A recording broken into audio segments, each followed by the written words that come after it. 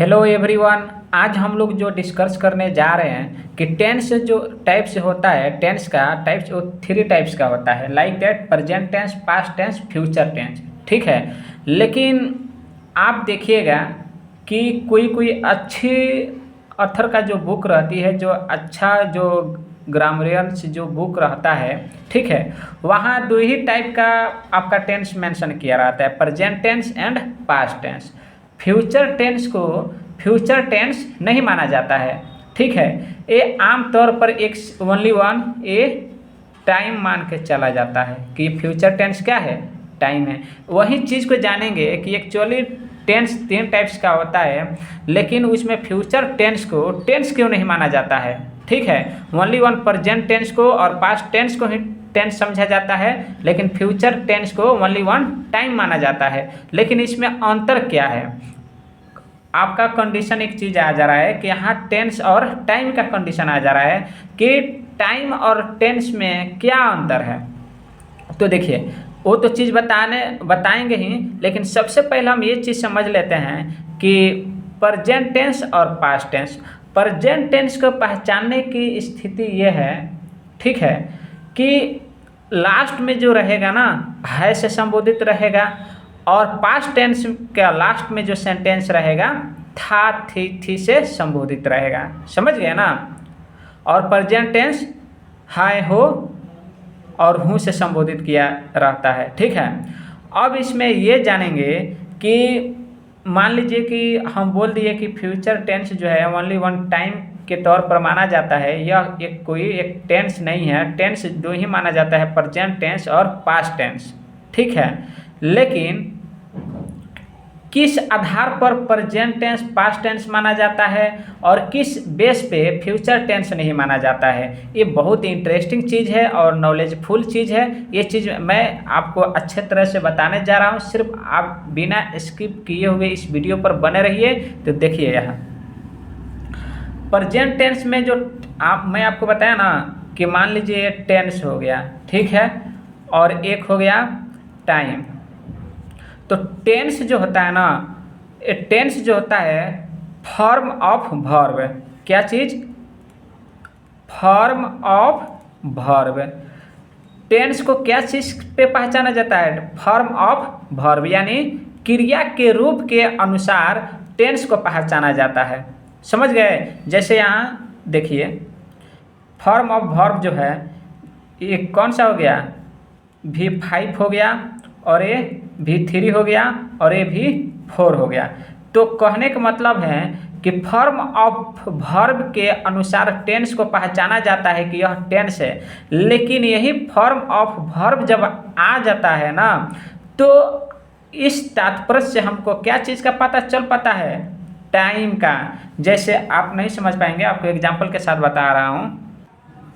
जैसे यहाँ देखिए, सीता कल पटना जा रही है, तो यहाँ क्या आया जी? है आया। फिर दूसरा देखिए, सीता कल पटना जा रही थी, यहाँ पर क्या आया जी? हेल्पिंग वर्ब थी।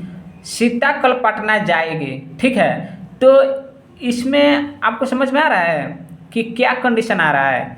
इसमें भी वर्ब है, इसमें भी वर्ब है, और इसमें भी वर्ब है। तो हमने क्या बताया कि फॉर्म ऑफ वर्ब, यानी वर्ब के रूप के अनुसार, क्रिया के रूप के अनुसार टेंस को पहचाना जाता है, और साथ ही साथ उसमें क्या हो? हेल्पिंग वर्ब हो। ठीक ना। अब देखिए, यहाँ देखिए, तो प्रेजेंट टेंस में V1 और V5 का यूज होता है, और V3 का भी यूज होता है, और V4 का भी यूज होता है। समझ गए? एंड पास्ट टेंस में देखिए, V3, V2 और V4 का यूज किया जाता है। ये गो का मतलब रूप है। ठीक ना। V3, V2 और V4 मतलब ये पास्ट टेंस का फॉर्म ऑफ वर्ब है, और ये प्रेजेंट टेंस का फॉर्म ऑफ वर्ब है, जिसको मेन वर्ब कहा जाता है, जिसमें समय शक्ति लगता है। ठीक ना। जिसमें हेल्पिंग वर्ब ये सब हम यूज करते हैं, is, are, am, has, have. ठीक है। समझ गए ना। अब देखते हैं पास्ट टेंस में। जबकि पास्ट टेंस में हम हेल्पिंग वर्ब के रूप में लेते हैं वाज, वेयर और डिड भी लेते हैं। यहाँ डू, और आप डॉज भी कह सकते हैं, ठीक ना, ये भी हेल्पिंग वर्ब में आता है। तो इतना सब हम प्रेजेंट टेंस में लेते हैं हेल्पिंग वर्ब के तौर पर, और इतना सब आपको जो दिख रहा है वाज, वेयर और डीड, ठीक ना, और एक हाइड हो गया, ये सब पास्ट में लेते हैं हेल्पिंग वर्ब के रूप में। अब आपको कंडीशन आ रहा है कि फ्यूचर टेंस को टेंस क्यों नहीं माना जाता है, तो यहाँ देखिए, तो यहाँ फ्यूचर टेंस में क्रिया का कोई रूप नहीं होता है, ठीक है, क्रिया का कोई रूप नहीं होता है। जैसे मैं आपको बताया कि प्रेजेंट टेंस में V1 V5 और V4 होता है, V3 होता है, ठीक ना। तो इसमें पता चल जाता है, जैसे मान लीजिए सीता बाजार जा चुकी है, तो चुकी है मतलब बीते हुए समय का बोध हो रहा है, यानी पास्ट में जा रहा है, तो यानी उस समय की बात किया जा रहा है, तो V3 का यूज किया जाता है, ठीक ना। या फिर यहाँ देखिए सीता बाजार गई, तो ये भी रिसेंटली समय बीते हुए का बोध हो रहा है, हाँ, या सीता बाजार जा रही थी, बीते हुए समय का बोध हो रहा है। लेकिन यहाँ देखिए इसमें मेन वर्ब 2 का यूज हो जाएगा, और या फिर मेन वर्ब 3 का यूज हो जाएगा। लेकिन फ्यूचर टेंस में इसमें क्रिया का रूप नहीं दर्शाया जाता है, ठीक ना, क्योंकि ऑलरेडी क्रिया जो होती है प्रेजेंट और पास्ट में ही डिवाइड हो जाती है। यही प्रेजेंट और पास्ट के क्रिया के अनुसार सिर्फ फ्यूचर टेंस को एक टाइम के तौर पर बोलचाल की लैंग्वेज में, जो हिंदी भाषियों जो होता है, हिंदी लैंग्वेज वाले जो होते हैं, उन लोगों की समझाने के लिए या फिर बोलचाल की लैंग्वेज पर यूज करने के लिए फ्यूचर टेंस को सिंपल मतलब मान के, फ्यूचर टाइम के अनुसार इसको मान के चला जाता है। जैसे हमने प्रेजेंट टेंस का टाइप स्टडी किया और पास्ट टेंस का टाइप्स स्टडी किया, उसी तरह फ्यूचर टेंस का मतलब बोलचाल की यूज करने के लिए, ठीक ना, और कई तरह के काम अपने आवश्यकताओं को पूर्ति करने के लिए जो हम लैंग्वेज जो बोलते हैं, भाषा जो यूज करते हैं, उस तौर पर इसके जैसा भी इसको मान के चला जाता है, कहने का मतलब है। लेकिन एक्चुअली ये पूर्ण रूप से टेंस नहीं माना जाता है, सिर्फ आम तौर पर टाइम के अनुसार, यानी टाइम के तौर पर इसको मानकर चला जाता है कि फ्यूचर टेंस क्या है, एक टेंस है। लेकिन रियल में देखा जाए तो फ्यूचर टेंस नहीं है, ओनली वन टाइम है। बिकॉज यहाँ हेल्पिंग वर्ब होता है, जैसे सीता बाजार जाएगी, तो क्या हुआ जी, Sita will go to market. Go में कोई रूप परिवर्तन हुआ है नहीं ना, V2 V3 V4 कुछ नहीं हुआ है। V4 अगर वही V2 V3 V4 कर देंगे तो क्या चीज़ में आ जाएगा जी, पास्ट में और प्रेजेंट में आ जाएगा। लेकिन यहाँ क्या चीज़ की दर्शा रहा है, शैल विल, ये हेल्पिंग वर्ब हो गया, जबकि ये हेल्पिंग वर्ब भी होता है और मॉडल वर्ब में भी आता है, समझ गए। तो इसमें रीज़न यही है कि इसमें form of verb in future tense में कोई नहीं होता है, क्रिया का रूप कोई नहीं दर्शाता है फ्यूचर टेंस में, इसलिए इसको फ्यूचर टेंस नहीं माना जाता है, ओनली वन टाइम मानकर चला जाता है। आ रहा समझ में ना जी, समझ गए। इसलिए हमारे मॉडर्न जो ग्रामरियंस जो है, ठीक ना, उन्होंने व्याख्या किया है कि मॉडर्न युग में सिर्फ टेंस ऑफ वर्ब जो है ना, टेंस की जो फॉर्म है, सिर्फ प्रेजेंट टेंस और पास्ट टेंस तक ही क्या किया है, लिमिट किया है। यानी प्रेजेंट टेंस और पास्ट तक ही इस जो टेंस में फॉर्म जो आता है वर्ब का, वो प्रेजेंट और पास्ट टेंस तक ही सीमित किया है, और इसलिए इसे टेंस को मूल रूप से दो ही टाइप्स माना जाता है, प्रेजेंट टेंस और पास्ट टेंस। समझ गए, कोई दिक्कत? ठीक है, अब अगला देखते हैं। यहाँ देखिए पीछे जो समझाया उस तौर पर आपको समझ में नहीं आया होगा, इसलिए मैं अगला ये चीज़ मेंशन किया हूँ कि फ्यूचर टेंस एक्चुअली क्या होता है। एक्चुअली ओनली वन ए टाइम होता है, तो किस हिसाब से टाइम होता है, किस रूप से ए टाइम माना जाता है, ये तो सब मैं बता चुका हूँ, लेकिन फिर भी शॉर्टकट में आपको बता रहा हूँ, आपको टोटली समझ में आ जाएगा, आपका डाउट टोटली क्लियर हो जाएगा। ठीक है, तो देखिए कोई भी पूछेगा कि टेंस कितने टाइप्स के होते हैं, तो टेंस तो आप बता दीजिएगा कि प्रेजेंट टेंस, पास्ट टेंस और फ्यूचर टेंस होता है। लेकिन जो इंग्लिश ऑनर्स किया रहेगा उसको अच्छे से नॉलेज रहेगा कि हाँ टेंस दो ही टाइप्स का होता है, प्रेजेंट टेंस और पास्ट टेंस। ऐसे मान के आप बता सकते हैं, चला जा सकता है कि हाँ टेंस 3 टाइप्स का होता है। लेकिन रियल में जब आप अच्छा ऑथर का, अच्छा ग्रामरियंस का बुक जब स्टडी कीजिएगा तो आपको पता चलेगा कि टेंस क्या है। मॉडर्न युग में टेंस दो ही टाइप्स का है, present tense and past tense. Future tense तो ओनली वन टाइम है। तो देखिए पहले तो फ्यूचर टेंस को ओनली वन फ्यूचर टाइम माना जाता है, जबकि इसमें क्या रहता है, इसमें टेंस का फॉर्म वर्ब नहीं रहता है। जैसे यहाँ देखिए, और टाइम, इसमें आपको थोड़ा सा मैं एक ट्रिक बता दे रहा हूँ कि टेंस और टाइम में क्या डिफरेंट है, डिफरेंट उसमें क्या है, ठीक ना।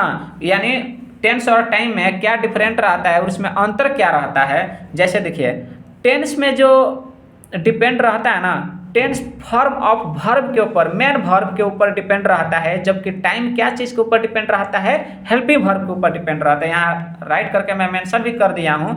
तो मेन वर्ब आप तो समझिएगा, जिसमें समय शक्ति लगता है वो आपका क्या हो गया, मेन वर्ब हो गया। और टाइम हेल्पिंग वर्ब के ऊपर डिपेंड रहता है। हेल्पिंग वर्ब अपना जो टेंस में यूज करते हैं, इतना सब हेल्पिंग वर्ब यूज हम करते हैं। ही जा रहे वाज वेयर आप लोग देख सकते हैं ये वाला, ठीक है। और वही मेन वर्ब की बात करें टेंस में तो V1, V2, V3, V4, V5। V1 का मतलब जैसे रहता है वैसा ही, बाकी एक तो रूप क्या हो जाता है, चेंज हो जाता है। जो फॉर्म ऑफ वर्ब जो होता है चेंज हो जाता है V2, V3, V4, V5 में, ठीक ना। लेकिन फ्यूचर टेंस में कोई उसका रूप में परिवर्तन नहीं होता है, इसलिए फ्यूचर टेंस को एक्चुअली रियल रूप से उसको फ्यूचर टेंस नहीं माना जाता है, जबकि उसको क्या मान के चला जाता है, ओनली ऑन फ्यूचर टाइम के तौर पर मान के चला जाता है। उसको बोल चाल के आगे कुछ हम अपने आवश्यकताओं की, भाषाओं की पूर्ति करने के लिए उसे एक टेंस के तौर पर मानकर उसको आगे की ओर स्टडी करते हैं, ताकि हमारी बोलचाल की लैंग्वेज या रीडिंग राइटिंग जो भी हो वो हमारा कंप्लीट हो सके। समझ गए ना। जैसे सेंटेंस के माध्यम से समझिए, सीता कल पटना जा रही है। यहाँ देखिए सीता कल पटना जा रही है, इस सेंटेंस से पता क्या चल रहा है कि कल पटना जा रही है, यानी फ्यूचर का मतलब आने वाले समय का जो बोध होता है ना, उसे फ्यूचर कहते हैं। आ रहा समझ में। तो सीता कल पटना जा रही है, तो कल की बात जब यहाँ आ रही है तो आने वाले समय की बोध हो रही है। तो आने वाले समय की तो बोध हो रही है, लेकिन इसमें समय बता रहा है ना कि कल जा रही है। तो कल यहाँ जो समय बताया है, तो यहाँ देखिए ये आपका फ्यूचर की बात बताया, यानी फ्यूचर यानी कल की बात बताया, तो यानी ये टाइम आपका हो गया। हाँ, जा रही है, तो इस तात्पर्य से यह पता चलता है कि यह, आप तो बोल दीजिएगा कि सीता कल पटना जा रही है, तो फ्यूचर टेंस का हो जाएगा सेंटेंस, लेकिन नहीं, वो फ्यूचर टाइम की बात की जा रही है यहाँ पे। लेकिन यह टेंस क्या चीज़ का होगी, प्रेजेंट कंटिन्यूअस टेंस की सेंटेंस होगी। आ समझ में ना। अब यहाँ देखिए, सीता कल पटना जा रही थी, तो सीता कल पटना जा रही थी, तो ये भी कल की यानी बीते हुए समय की बोध हो रहा है, यानी भूतकाल की बात किया जा रहा है। तो यहाँ बीते हुए कल की बात की, बीते हुए टाइम की बात की जा रही है। जा रही है तो कंटिन्यूअस टेंस है, लेकिन इसमें हेल्पिंग वर्ब क्या है आपका, वाज है, और इसमें इज है। तो इज से और वाज से पता चल गया एक टाइम की बात यहाँ पता चल गई कि इज मतलब ये प्रेजेंट टेंस की बात हो रही है, और वाज मतलब ये पास्ट टेंस की बात यहाँ की जा रही है, ठीक ना। यानी ये टाइम आपका बताया है इज और वाज, लेकिन इसमें फॉर्म ऑफ वर्ब जो है जा रही है, यानी मेन वर्ब फॉर GOING एक क्या चीज़ दर्शाया यहाँ पे, टेंस का फॉर्म ऑफ वर्ब यहाँ दर्शाया कि यह कौन सा टेंस है। तो यहाँ देखिए, तो ये सीता कल पटना जा रही है, तो कौन सा टेंस है जी, प्रेजेंट कंटिन्यूअस टेंस हो गया। और सीता कल पटना जा रही थी, इसमें भी जा रही है, और ये लास्ट में थी आया, तो ये पास्ट कंटिन्यूअस टेंस हो गया। लेकिन यहाँ थी से यानी हेल्पिंग वर्ब से क्या चीज़ टाइम दर्शाया है कि वो कल जा रही है, यानी फ्यूचर की बात यहाँ बता रही है और यहाँ बीते हुए समय की बात बता रही है। समझ गए ना। जैसे यहाँ देखिए फ्यूचर का, सीता कल पटना जाएगी, तो सीता कल पटना जाएगी मैं आपको बताया कि शैल और विल से इसका मेंशन करते हैं हेल्पिंग वर्ब, आ समझ में ना। लेकिन फॉर्म ऑफ वर्ब में कोई इसमें चेंज नहीं होता है। फॉर्म ऑफ वर्ब उसी टेंस के सहायता ली जाती है प्रेजेंट टेंस में, और पास्ट टेंस में जो फॉर्म ऑफ वर्ब जो यूज किया जाता है V2 V3 V4 का, वही इसमें यूज किया जाता है। और समझ में, इसका कोई अपना पर्सनल कोई वर्ब का क्रिया रूप में चेंज नहीं होता है। समझ गए।